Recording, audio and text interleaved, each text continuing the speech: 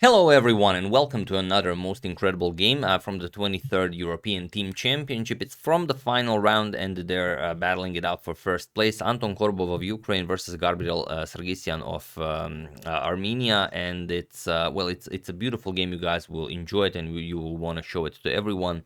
It's very short for good reason, as you might have imagined from the thumbnail. Maybe some of you haven't, but some of you might have. And we've mostly been covering Alireza during this entire tournament, as he had this incredible run. He won over 30 ELO rating points in 1 month, and he got that second place in the world FIDE ranking, just below Magnus Carlsen, and of course he also broke the 2800 barrier, making him the youngest ever player to achieve such a thing. So we've overlooked the actual champions of the European Team Championship, that is Team Ukraine, and this is one of the games that I decided to show, so let's check it out. Anton Korobov with the white pieces opens with d4. We have knight to f6, c4, e6, knight to c3, and Sargissian goes for the Nimzo-Indian defense with bishop to b4. And this is usually met with queen to c2, the classical line, or e3, the traditional line. Korobov goes for queen to c2, even though e3 is a little bit more popular still, but both moves have their merits. So here we have castles and now knight to f3, and here d5. We strike in the center and we're fighting for the e4 square. So we're pinning the knight, so the knight isn't really covering the e4 square. We're controlling the e4 square with the pawn. With the knight, we want to play b6, bishop to b7, control the e4 square even further. So it's kind of a battle for the e4 square. White plays a3. He wants the black bishop either to move or to capture the knight on c3, and black gives up the bishop pair here, but he will win some central control. And the white captures with the queen. That's the one of the upsides of playing this variation. You will not have to mess up your pawn structure by playing b captures on c3. We have d captures on c4, queen captures, and only now b6. Now the bishop can go into the game via bishop to b7, but also bishop to a6 might be an idea. So here bishop to g5, pinning the knight, and now bishop to b7. And now comes rook to d1. Still postponing castling. You still have to play e3, bishop somewhere, and then castle, but it's with a good plan, because black will not be able to execute this c5 maneuver right away, because you can just capture and his queen will be attacked. So here knight b to d7, further preparing c5, and e3 now. We have h6 challenging the bishop here, and the bishop now moves back, bishop to h4. And now there is a game where c5 was played, or no, rather there is a game where bishop to d5 was played, just chasing away the queen from this active c4 square. But here we have rook to c8, and it is now as of move 12 that we have a completely new game. But I would like to mention that c5 is still possible here in combination with bishop to d5, because after white captures, you can play bishop to d5, and now you don't have to worry about this rook being on the same file with the queen. Once the queen moves next, we're going to capture on c5, and we're very happy here. But okay, in the game, Sargissian decided to go rook to c8, and now we have knight to e5. So how do you continue here? White still not rushing to castle. He's offering now the black to capture this knight, but you can't really do this. If the knight is captured, yes, you can double the pawns, but the knight is attacked, the queen is attacked, so there's really nothing you can do. You can't block this because the knight can't really move, so it's a pretty bad position for black. So what you could do here is after knight to e5, you could play c5, but then we go into this knight captures on d7, queen captures on d7, and the bishop captures on f6, busting open the king side. And after pawn captures, probably d5. And now after something like captures queen to f4, white is down a pawn, but he messed up black's pawn structure in front of the king, and he will try to get his pieces into the attack. Maybe some bishop to d3, followed by maybe h4, rook h3, rook to g3. There are some attacking ideas here. So probably what Anton Korobov had in mind if a move like c5 was played. But in the game, Sargissian played g5. He said, all right, let's nullify this pin altogether, and then we're not going to have any problems. And while this is true, you do weaken your king side somewhat. So we have bishop back to g3, and now only now c5. So striking in the center, black is very much interested in opening the center, since Korobov's king is still on e1. So here knight captures on d7, queen captures, and d captures on c5. And here we reach our first pause the video moment of the game. It's a really tense position, so feel free to pause the video and try to find the absolute best move for black here while I give you a couple of seconds.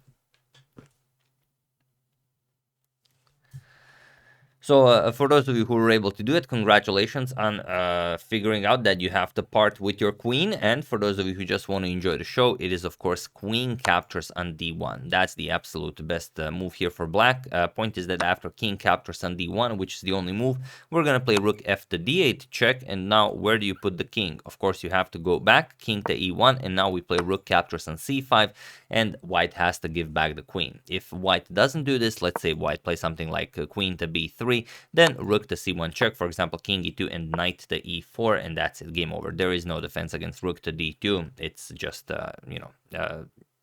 nothing white plays really matters here.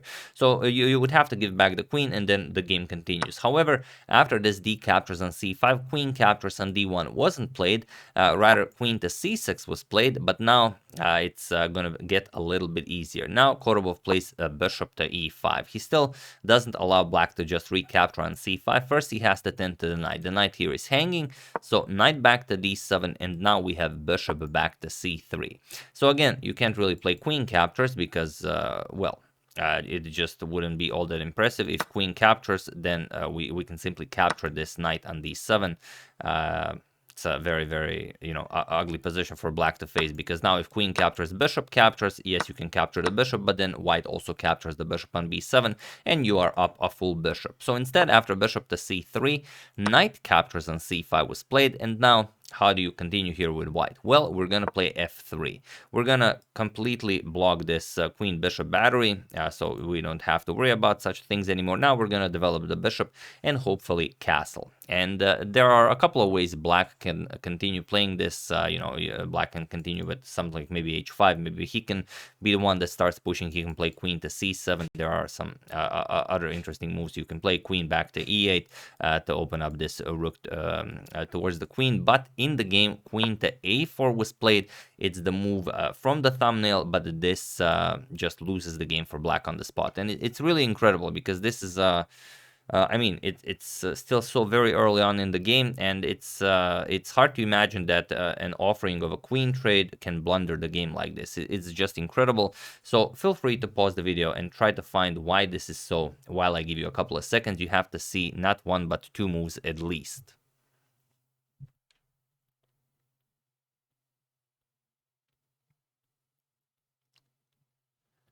So for those of you who were able to do it, congratulations on realizing what a monster this bishop is, and that this bishop will be the actual star of the game. And for those of you who just want to enjoy the show, of course, we trade queens. Queen captures on a4, knight captures, and now the star move, bishop to f6. This is just beautiful. And now you can see that what's the problem here? Why is black's position so bad? Well, the bishop controls these two squares. We're going to play h4. We're going to open up the h-file and hopefully deliver rook to h8 checkmate. And the position is, it simply doesn't allow black to do anything about this. I'm going to show you what happens if black plays the absolute best defense here, which was not played in the game. But let's say black played this. Let's say h5. There's a reason you have to play this. Now we're going to play bishop to b5. We're going to attack the knight here. That's undefended. Let's say bishop to c6 defends the knight. And now we're going to play bishop to a6. We attack the rook, and once the rook moves, now we play b4. And now what do you play here? It doesn't really matter. There aren't all that many good moves here for black. For example, you play bishop to b7. We're going to play bishop to e5. And now after the rook is attacked, there's no square for this rook.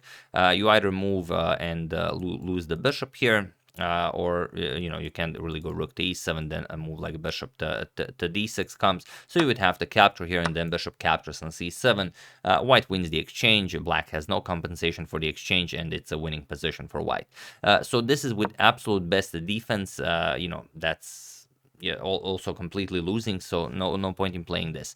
Sargissian tried rook to c2, but it doesn't help all that much. Here Korobov just strikes with h4. Of course, he wants to captures, and then rook to h8 checkmate. So black played g4. Of course, he wants to keep the h-file closed, but now comes rook to d4, and it was in this position on move 23 that Gabriel Sargissian resigned the game, as there is nothing more to be done here. incredible game. Only 23 moves, and you know, it never amazes me how the Nimzo-Indian can always surprise us like this.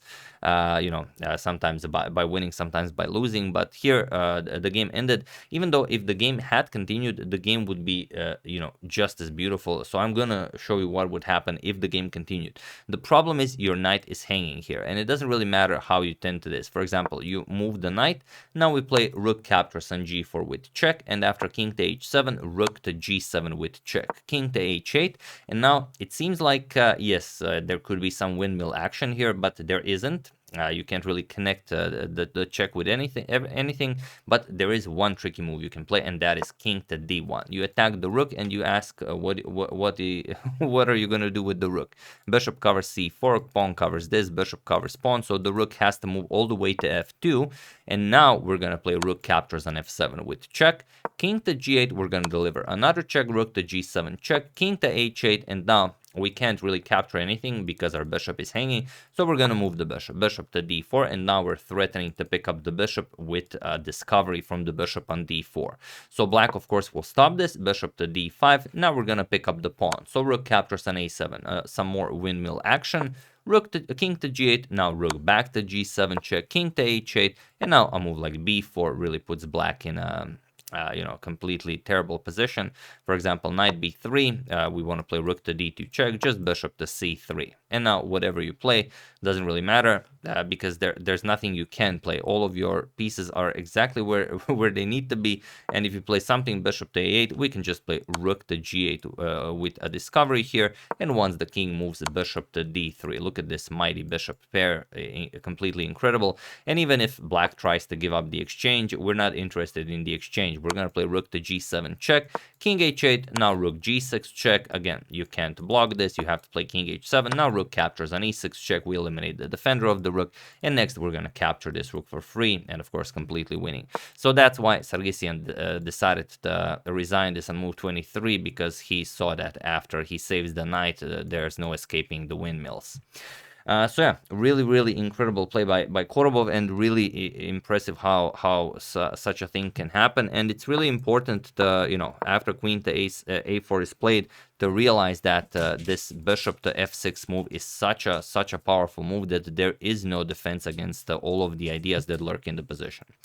So that's the game. Hope you guys enjoyed it. These are the final standings of the online, or rather of the European Team Championship. So Ukraine and France, same amount of points, but with better additional criteria. Ukraine clinches the first place, second France, third Poland, then Spain, Azerbaijan, Armenia, Russia, Serbia, Germany, Netherlands, Israel, Greece, England, Croatia, Georgia, Switzerland, Hungary, Austria, Denmark, and the Czech Republic. So those are the top 20, and 39 teams competed. So there you have it. Very impressive run, and there were so many great games here. Of course, we couldn't cover all of them, as you know, that Ali Reza for playing that well. But you know, if you have any other that you really enjoyed and that are, you know, enjoyable to watch, do suggest them. I will cover them. We still have some time before the World Chess Championship starts. So yeah, once again, hope you guys enjoyed it. I would like to wish a very happy birthday to Elias, and I would like to thank Tom Deralo, Igor Pidic, Rakshi Jain, and Konstantin Kranganu for contribution to my channel. Thank you a lot. I really appreciate it. As usual, you can check 2 of my previous videos here. Thank you all for watching, and I will see you soon, continuing to check up on your wonderful suggestions and everything else that happens in the chess world. Thank you all. I will see you soon, and have an excellent rest of your day.